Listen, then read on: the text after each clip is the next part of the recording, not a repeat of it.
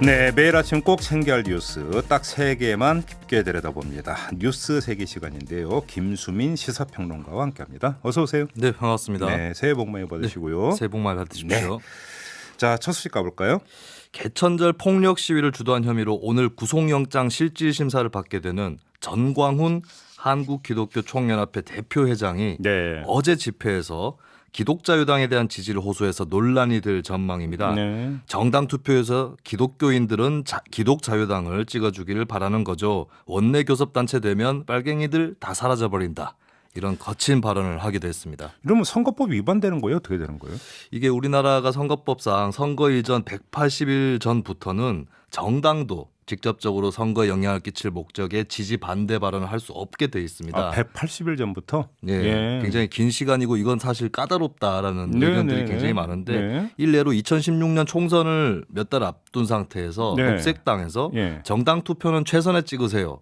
라고 하는 정당 투표를 알리겠다는 현수막을 걸었는데 최선에 찍어라? 네, 예. 선관위에서 제동을 건 적이 있습니다. 직접적인 지지 호소다. 이렇게 돼서 그래요? 예. 녹색당에서는 우리가 그럼 최선이라고 선관위에서 인정하는 거냐 라면서 가처분 신청을 건 적이 있었습니다. 그럼 아무튼 이런 사례 준해서 본다면 어제 네. 발언이 문제가 될 수도 있다. 이런 얘기가 되는 그렇습니다. 거예요? 그래서 이게 직접적인 성격이 얼마만큼이냐 여기서 조금 다툼의 소지는 있겠지만 선관위에서 네. 충분히 법적으로 검토에 들어갈 가능성은 있어 보입니다. 근데 그것과는 별도로 이제 연동형 비례제가 이제 도입이 되는 거잖아요. 네. 그럼 기독자유당의 성적표가 어떻게 되느냐 이것도 관심사가 될 것 같은데. 그렇습니다. 근데 연동형 비례제가 된다고 해서 무작정 소수 정당이 유리하지는 않습니다. 네. 예전처럼 3%의 지지율을 넘어서야 비례대표 의석을 배분받을 수가 있거든요. 그렇죠. 다만 지난 총선에서 기독자유당이 2.63% 정당 득표를 했습니다. 네. 그렇기 때문에 조금 더 얻으면 원내에 들어가는 거 아니냐 이런 얘기도 나오는데 네. 근데 이제 태극기 부대에 기독자유당이 좀 속해 있다고 볼 수 있는데 이쪽에는 우리공화당도 있고 네. 또 거대 정당인 자유한국당으로 표가 쏠릴 가능성도 있는 거고요. 그리고 기독자유당이 반무슬림, 반동성애 이걸 내걸고 있는데 이거를 공유하는 비슷한 색채의 신당이 나오면 또 표가 분산될 수도 있기 때문에 네. 예, 그래서 섣불리 좀 장담할 수는 없어 보입니다. 아무튼 선거는 뚜껑을 열어봐야 아는 거예요. 그렇습니다. 그렇죠. 네. 자, 다음 뉴스로 넘어가죠. 새해 첫날부터 자유한국당의 황교안 대표 그리고 새로운 보수당의 유승민 의원 2명의 보수 정치인이 보수 대통합을 약속한 듯이 언급을 둘 다 했습니다. 네. 황 대표는 통합추진위원회를 조속히 출범시키겠다. 모든 자유민주 세력이 통합 열차에 승차해 주실 것을 당부한다라고 말했고요. 네. 유승민 의원은 늦어도 2월 초까지는 통합이든 연대든 힘을 합쳐야 한다라고 역설했습니다. 뭐 똑같은 단어를 쓰기는 했지만 결은 좀 다른 것 같던데 네. 눈길을 끄는 게 황교안 대표가 유승민 의원을 그래서 유아무개 네네. 이렇게 표현을 했더라고요. 그렇습니다. 이게 글자로 보면은 좀 왜 그렇게 표현했을까 싶기도 한데 네. 얘기하다가 보면은 뻔히 아는 사람에 대해서 좀 민감하니까 이니셜로 처리하는 그런 어법으로도 볼 수는 있겠습니다. 네. 근데 중요한 것은 그 단어가 아니고요.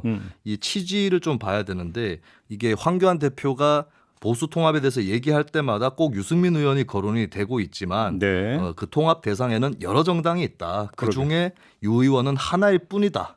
이런 의미이기 때문에 어느 정도 이게 단어를 떠나서 유승민 의원이나 새로운 보수당에서도 어느 정도 민감하게 받아들일 수는 있을 것 같습니다. 그게 이제 여러 당이라는 게 이른바 이현주당, 이정현당, 네. 그다음에 우리공화당 이런 거 다 오르는 얘기라는 거죠. 그렇죠. 아까 말씀드렸던 정광훈 대표가 있는 기독자유당에 대해서도 그것까지? 그 황교안 대표가 좀 긍정적으로 어제 또 언급을 하기도 했습니다. 아무튼 보니까 유아무개 언급하면서 또 이제 공천관리위원장이 이러면서 내 친구 K 이렇게 네. 표현을 했더라고요. 네. 근데 신문 보도 보니까 그 K가 고성국 시사평론가를 뜻하는 거라고. 아 그렇습니다. 네, 이런 고등학교 보도가- 동창이죠. 네.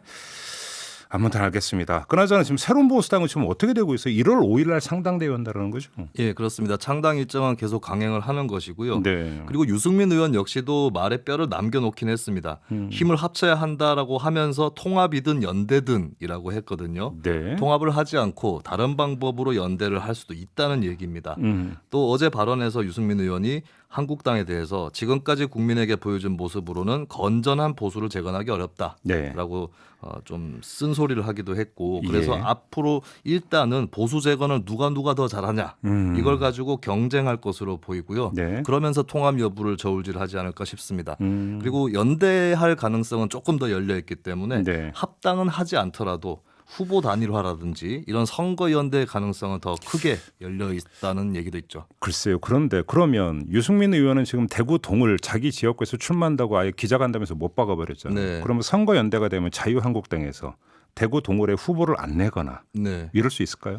그럴 수도 있고 저 개인적으로도 대구 경북 정치권에 좀 타진을 문의를 해보니까 그럴 가능성은 열려 있는 것 같다. 그래요? 예, 근데 새로운 보수당에서 또 그에 상응한 어떤 뭐 후보 단일화라든지 이런 것들을 내놔야 하지 않을까 싶고. 유승민 의원을 그래 자유한국당에서 그러니까 뭐 아주 약체 후보를 내거나 아예 안 내갖고 밀어준다. 뭐 약체 후보를 일부러 내지는 않겠지만 안 낼 가능성도 있다고 보여지고 그럴 경우에 이제 당내에서 반발이 있을 수도 있잖아요. 그렇죠. 그러면 이제 2016년 총선 때 김무성 당시 대표가 도장을 숨기고 사라졌던 것처럼 네. 자유한국당에서도 비슷한 그런 현상이 있지도 않을까. 목세 파동이 또 나온다고? 당내 반발을 무릅쓰고서라도 그렇게 할 수 있을지는 한번 봐야 될 것 같습니다. 알겠습니다. 요 뉴스의 결론도 첫 뉴스 결론과 똑같습니다. 선거는 뚜껑을 열어봐야 한다. 네, 그렇습니다. 이렇게 마무리하죠. 네. 네, 세 번째 뉴스로 넘어갑니다. 네, 어제 한 언론을 통해서 애국가 작사가에 대한 학설이 보도가 됐습니다. 지금까지는 작사가에 대해서 윤치호다 네. 아니면 안창호다 이쪽이 좀 다수설이었는데요. 예. 이번에 좀 더 부각이 된 것은 최병헌 설입니다. 오. 네, 최병헌 목사를 가리키는 건데요. 예. 이번에 이 설이 처음 나온 건 아니고요. 근데 그 증손자인 최우익 한국외대 러시아 연구소 교수가 예. 일부 사료를 통해서 최병헌 목사가 작사했었던 불변가라는 노래가 애국가의 원곡이었을 가능성이 크다라고 밝혀서 한국일보를 통해 보도가 됐습니다. 불변가라는 게 불변이 변하지 않는다 이런 뜻이에요? 네, 그렇습니다. 근데 이게 그럼 불변가의 그 가사하고 현 애국가의 가사가 거의 같다 이런 얘기가 되는 건가요? 네, 바람설이 불변함은 우리 기상일세라고 하는 사절 가사가 있지 않습니까? 네, 네, 이 네. 불변함이라고 하는 것이 불변가에 나왔던 가사의 흔적이고 오. 이것이 최병헌 목사가 정동교회에서 목사로 재직할 당시에 그때 이제 안익태가 만든 곡 이전에 올드랭 사인 곡조에 네, 맞춰서 네, 네, 애국가를 그랬죠. 부르지 않았습니까? 그랬죠. 예, 그때 이제 불변가가 그 곡조에 맞춰서 교회에서 비밀리에 전파되고 있었다라고 하는 거고요. 그리고 애국가 2절에 나오는 남산의 소나무 같은 네. 경우도 최병헌 목사의 다른 시에서도 여러 번 등장하는 테마라고 합니다. 근데 이제 그 아주 극히 일부의 구절을 가지고 이렇게 이제 그 추정을 할 수 있을까라는 생각이 좀 들기도 하는데 네. 또 다른 사람의 작품과 유사한 구절 이런 건 없나요 그러면?